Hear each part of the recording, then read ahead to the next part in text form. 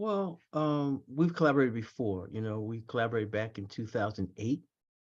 We were both invited by Milton Fredley. He's an art professor at Elizabethtown College in Pennsylvania. He had a project called the Handprint Identity Project. And so he put together 10 poets with 10 painters. So this sort of pairing, and I was paired with Kapete. Because one, that's the artist that I liked and I knew her work. So that was a first collaboration. I would say that because we were both at Howard University, we were in the same space. I remember my introduction to her was through a newspaper profile of her in the Washington Post. So I sort of knew her through the media, and then when I went across campus, I actually got to meet her. And I think over the years, we've had mutual friends, some of her people in her department that when she was at Howard, that were my friends. And so I felt just me hanging out over there with the artists will open the door to, collaboration. Yeah. Kebelek, do you have anything to add to that? Yeah, and this time I proposed. As Ethelbert said, we worked together before, and I noticed the way he works, the way he thinks, his thoroughness in everything, not only thinking about the project conceptually, but also how it was going to come together was very important to me, because he complemented actually what I miss usually. So I am usually passionate. I work very hard, but passionately. But this designed plan to achieve a goal was actually his thing. So in addition to that, of course, ideas matter. And he's a fine poet dedicated to humanity, which was very appealing to me. So this time it was me who proposed. So you came up with the name for the collaboration, Blue and the Gray? Actually, a part of, you see, it is hyphenated, this era of exile. Ethelbert suggested this era of exile to be part of the title, and that was taken from one of my poems. So that was his creative idea, which of course I loved it so much. And the colors aspect is mine, because conceptually I was thinking in terms of using those colors metaphorically. So that's it's a combination of both ideas. And I would say, David, that especially to your students, that we're sitting here talking when issues of migration, refugees, these are the major issues that you're going to be confronted with this century. And so we're talking about political and cultural displacement. I also think about exile in terms of, spiritual exile, where we're exiled somewhat from our soul. So that's another way. But at the same time, we have this era of exile that if your students were to walk around Washington, D.C., you also see a sense of homelessness, which I'm looking at in terms of exile, people away from their home. You have people here who have been evicted from their homes. I think one of the major issues affecting us as a society is the Palestinian question, which deals with the issue of home. Israel deals with the issue of home in terms of Jews. And so this topic, I think, should resonate to many, many people, immigrants from whatever country, but being clear that when we deal with exile, sometimes we're dealing with migrants and sometimes we're dealing with refugees. Some people, are migrating because, they're looking for work and a way to feed their family back home. Some people are migrating because of wars and gangs and drugs. And so we have to make sure that we have that distinction. But then at the same time, our hearts have to be a home for others so that we can be welcoming. Yeah, that's beautifully said. And something interesting happened to me as I was writing about this project. I've begun to put my thoughts together in an essay about your collaboration. And at one point I mistyped and I wrote this era of exiles instead of this era of exile. And then when I took that S off, I realized, well, that's something too, that exile is a state of mind, that exiles would say that, oh, those folks out there are exiles.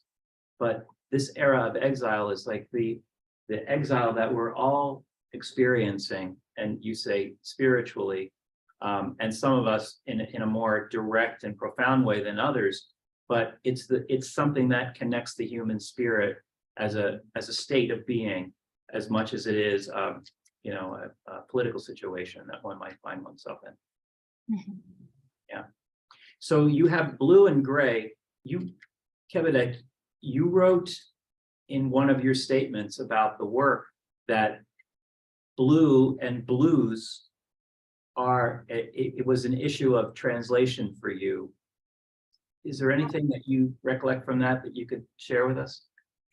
Yes, that happened when I tried to translate Ethelbert's poem, The Blue Years, and conceptually it references a state of mind, which is not, of course, uplifting, but it also has a historic reference to the African-American culture in terms of transforming the experience that they had to go through music and relevant art forms. So that concept of blue is very obvious on that regard, which we don't have, you know, in Amharic language.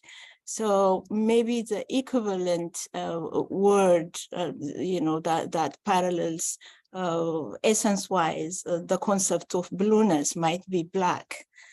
So I was conflicted for a while which way to go. Would it be okay to translate in terms of what could be understood by Ethiopians, you know, feeling-wise, or was it also a choice actually to introduce this term to the Ethiopian readers? So I remember talking about it, you know, with Ethelbert, and I asked him, you know, would it be okay to change the word from blue and, you know, black to black? So he immediately said, no, it wouldn't be American. So it was a good collaboration. Yes, yes. There's always pushback. Yes, so it was a very good stretch, and now it even helped me to coin a term that was not, you know, very usual in the context of, you know, Amharic language. Yeah, so it was a good thing that we're doing this. Lovely. Ethelbert, anything about that on your end? Well, no, well, when I was developing as a writer, you know, late 60s, early 70s, there was a real debate and discussion around the Black aesthetic. You know, what makes a poem Black, you know, what is Blackness?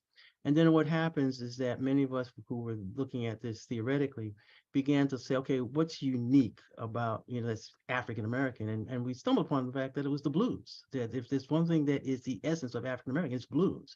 And the blues has a structure, so you can pretty much teach it. But, you know, it's also a sense in terms of understanding the blues in terms of it's not just sorrow, but there's a certain resiliency that's there. This is actually the 60th year, I believe, of Amir Baraka's key book, Blues People. Yeah. You know, and he talks about how when that first African was in the fields, began to look up and realize he was not going back to Africa. That's where the blues began, you know, in terms of saying, okay, how do I make sense out of this, you know, way out of nowhere. And so what happens is that this sense of Blackness is really in terms of connected to the blues. And when you look at African-American music, if you're looking at jazz or whatever, the essence of it is the blues. And so what we try to do is move it from music into the visual art, because, you know, it's there in the literature. You know, you read Ellison and other writers, the blues is key, Langston, Sterling Brown. But I think that this collaboration is a way of saying, okay, I hear the blues and now I can go in and see it. I can see the blues. Wow. Resilience, you just use the word resilience, and that's the word that I feel as well. Is there a tone of resilience, Kebedek, in your work that you recognize yourself with these curling figures, or and I haven't shown this to the group yet, but I will, the life jacket piece, which is so incredible to me. Yes, I would say yes, and it is embedded in the aesthetics itself. So to imagine something beautiful out of the tragedy, around us, there must be a sense of, resiliency, in it. Otherwise, it wouldn't come to be beautiful. So I always associate both the process and the intent of making art is actually to be able to deal with beauty. So there is a dilemma to it, of course. How do you balance, the tragedy and the beauty that one anticipates to put together? So just to come back to your question, yes. Otherwise, I mean, we wouldn't have been talking about anything, even historically and, currently with all the tragedy around us, it is the sense of resiliency that's, helping us to survive it. You went from realism to abstract to non-objective work over your career. Was that a deliberate evolution based on where you were in the world, or was that something that came organically out of just making new work? It came, organically. When I was going to Howard, I studied maybe for 2 years in Addis Ababa, a school similar to Duke Ellington School of the Arts. So I came with the tradition of realism, and I was working well, on that realm. And the first series of my undergraduate, the upper graduate courses were actually in the manner of Impressionism, and I was comfortable with it. However, the subject matter that I was dealing with required something different beyond, realism. So realism gave me a chance to be able to narrate a story, but that narration was a little bit constrained, to me, because if you want to talk about humanity and that humanity is going to touch global issues beyond one's experience or immediate observation, then the kind of narrative that works for specific is not going to be applicable to more. So that was one of the reasons that I moved, or there was an urge to depart from realism initially. In addition to that, again, when I narrate, most of the imagery that come to mind were things that I witnessed, I heard, I researched, again, focusing on the outside. But how do you define abstract ideas, for instance, like degradation, like pain, like anguish, etc.? So those abstract notions actually led me towards finding, a different venue. Yeah. Wow, what a beautiful answer. The future unfolding, one of my favorite pieces. That's it. And how do you create out of metal the depiction of the future unfolding? And part of it's curling backwards and part of it's unfolding in front of you. It's incredible. Does anybody have a question for these two about what collaboration might bring to their work, or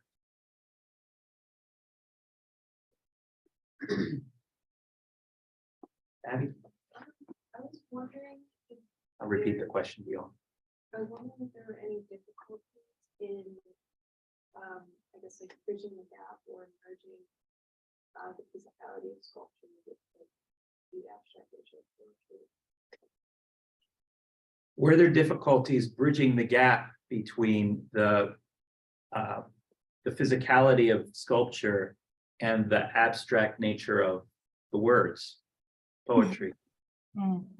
The words and the yes, it was a challenge, and I needed that challenge, and I called for it actually, because we have to move beyond our comfort zone to create something different, and there is going to be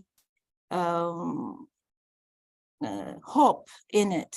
That hope is going to be, I'm going to embark to this new thing and I'm going to succeed. So it's required, a great deal of revising, reworking on things, and above all, finding the right kind of material. So what was I thinking when I wanted to deal with poetry and also with the visual work? Were I going to incorporate those words as if the format is a poster? You embellish the background and you put the words on it. If that was the case, was it going to be actually something creative, something unique, or something that is based on what we call, a fine art instead of a poster or a commercial art? So that was, something that I needed to think deeply. And also, was I going to use those words to be meaningful? And what would be the purpose of writing them meaningfully, incorporating them in the arts, while the words themselves are capable of standing by themselves? So the merging of those two was going to create something that is evolving, currently. So among other things, beyond the conceptual, to translate that concept that one has in mind, process is going to be the primary thing. So I explored new materials, new technique. So when you understand me, when I say new technique, this is a technique that the artist herself has to create and master, which depends again on the length of time and practice. So it took a long time. Did I answer your question? Yes, thank you, Kevin. What about for you? In terms of what? In terms of how I operate? Well, I think what Kevin did was answer the last question I had for you two, which was, how did this project push against your safe places as a poet or as a sculptor and force you to open up into new ways of writing or thinking about? Well, as an artist, you want to take risks. Kebede was talking about that comfort level. The comfort level means that you play what people ask you to play. I remember George Benson saying, like, if you want me to play jazz, pay me. But what happens is that for the true artist, it's always this exploration. This is why travel is so important to artists. Seeing things. It's always very important in terms of looking at the relationship between the visual arts and poetry. We know, for example, that when we say, okay, what is a stanza? We know that a stanza is actually another word for room. Okay, we know that, for example, if we walk into a gallery, we're walking into a room. Okay, so we can ask ourselves, what would we do in a room in a poem, and what would we do in a room if we were in a gallery? Well, the thing that we want to make sure is that we feel comfortable. We move around the room. We look at art from a different perspective. We look at words in terms of how they make up, the stanza. But then we also want to make sure that we're not, missing things that are in the dark corner. The dark corner might be where there's a surprise or where there's a mystery. In a stanza, that might be a word that just stands out, that when you say it aloud, oh, that makes the whole thing. Why is that word there? Because it sounds, that it should be there. And it lights up that little dark space that's in the corner. But if you're a visual artist, especially in terms of abstract, you have to like stand around and look at it from different things. And that movement, hopefully in terms of if you're a writer of poetry, that might be that movement where it's alliteration. It might be that movement because you're, musically inspired by jazz or something like that. But, this is where you look at abstract artists like Jackson Pollock. They're playing like little Miles Davis in the back while they're throwing the paint on the ground. But there's a connection between that motion of their hands and the motion of what they're hearing. And so I think that for me, and this is why it's important, I think, at this time, to collaborate with a visual artist. Where in the past, many of my collaborations were with, African-American musicians. Okay. And I remember the writer Ishmael Reed was sort of saying, okay, why do we always emphasize African-American music when we talk about African-American literature? What happens if I stand in front of a Romare Bearden painting or Jacob Lawrence? What's happening? I know that somebody's playing the bongos behind me or, a saxophone, but what happens if I'm standing in front of this painting? There's definitely something going on. And now it's up for the critic to say, okay, let me make sense of this. Okay, what is the connection between this Jacob Lawrence print behind somebody who's reciting a poem? Okay, and this is where I think the collaboration is good for us as artists, and it's good for us in terms of those of us who are coming into a gallery on whatever experience they're having and say, okay, this piece of work speaks to me. Okay, getting back to the beginning of this discussion about exile, that somebody will walk in there, maybe they're separated from their home, maybe they just lost a parent or someone, but they will feel a sense of the theme.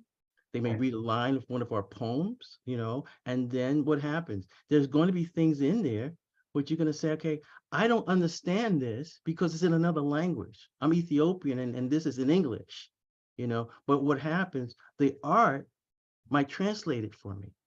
So I go from the wall with a poem and I look at the painting and I go back. This is just why, you can't approach art like it's carry out, give me a, Mickey D's, give me a, and I go, I'm saying, you don't even want to heat that up afterward, but what happens, you want to have that experience. And I think, for me, just, being here with both of you is a wonderful experience in terms of, I grow as an artist because of both of you. Interacting with you. Yeah, agreed for me too. I really I'm honored to be a part of it, just as an observer on the outside. But I do feel what you said is the essence of this project, which is that one other part is always translating its partner in some way that the partner can't do for themselves. The poetry is translating for the art in a way that the art can't do unto itself without words, and vice versa. And I know that experience of the state of exile that we all have encountered or embodied in some way will be held in that room in June when this opens. So I'm really so happy to have you here tonight. Thank you. Thanks. Can we give them a hand? Okay. All right. Well, thank you both, and I look forward to we'll have more information about this show when it opens, and in the meantime. Do you have time, David? Shall I mention one thing? Please. Hello? Yes. So you described my work as a metal piece. Yes, it's metal, but just in case, if you are imagining heavy metal, something like that, it's actually silver mesh. Most of the materials that you're describing. So one of the things that I wanted to do with silver mesh is a kind of feeling, to get a kind of feelings that you're describing, to make it hard looking, to make it pliable and multi-layered and also translucent. So this is just for the students, when I talked about materiality. So how do you work on something porous with something liquid? So that takes a great deal of experimentation and things like that. And the fooling of the eyes was something that I was looking for, and you gave it to me. Thank you. I never saw these live. I've only seen photographs of them. Yes, yeah. But there was one that you described as hardened acrylic on hardened acrylic. So it's actually hardened paint that you've painted. The surface itself, this is the latest show. I mean, pieces that I'm developing. So these are acrylic panels that look like plexiglass, but they aren't. And I painted on them with acrylic and mesh. So these are different from the previous mesh pieces. And this is the craft that you taught yourself, that you created for your own work, which is a kind of translation of something that never existed before. I would say yes, because in most cases when artists use mesh, for instance, it is in sculpture, to make the interior, shaped in a certain way. But as long as I'm concerned, at least I haven't witnessed anybody working on the porous mesh before. Yeah. Well, thank you both. And we'll be seeing each other soon. Okay, thank you very much. Okay. Thank you for inviting me to your class. Okay. Thank you.